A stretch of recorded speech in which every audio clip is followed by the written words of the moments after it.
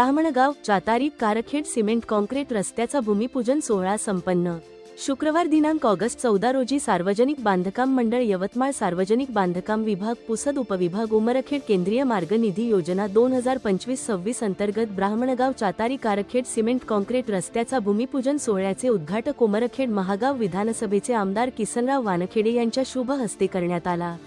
यावेळी यवतमाळ जिल्हा समन्वयक नितीनजी भुतडा, माजी आमदार प्रकाश पाटील देवसरकर, माजी आमदार विजयराव खडसे, रमेशराव चव्हाण, जिनप्रेस अध्यक्ष शिवाजीराव माने, भाजपा विधानसभा प्रमुख ॲडव्होकेट अनिलराव माने, तालुका अध्यक्ष विठ्ठल वानखेडे, कार्यक्रमाचे अध्यक्ष दादाराव पाटील माने, सरपंच चांदराव तासके, गजानन पाटील वाघमारे, परमानंद पाटील कदम, विकू पाटील नलावडे, कृष्णा पाटील देवसरकर, श्रीधर पाटील देवसरकर, चंदू पाटील वानखेडे, तंटामुक्ती अध्यक्ष अशोक निमलवाड, ग्रामपंचायतचे सचिव प्रकाश राठोड, माजी सरपंच सौ रंजना माने, अशोकराव पवार, पूजा माने, बाबूराव बिसे, दशरथ बिसे, श्रावण कुरुडे व सर्व उपस्थित मान्यवरांच्या हस्ते नारळ फोडून व कुदळ मारून ब्राह्मणगाव ते चातारी कारखेड रस्त्याचे भूमिपूजन करण्यात आले।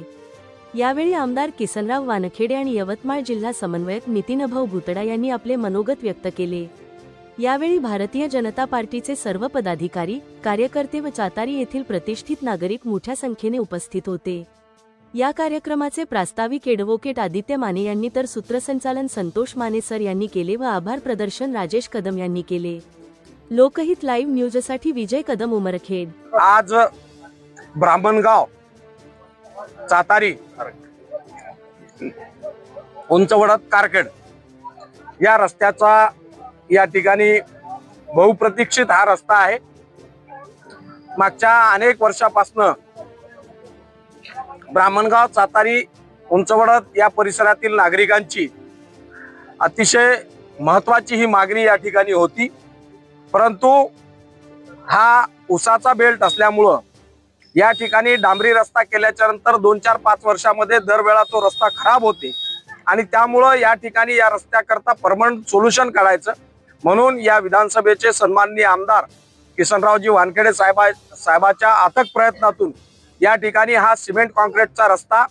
या ठिकाणी आज मंजूर करण्यात आलेला आहे आणि याचं प्रत्यक्ष भूमिपूजन आज या ठिकाणी संपन्न झालेलं आहे आणि लवकरच या ठिकाणी या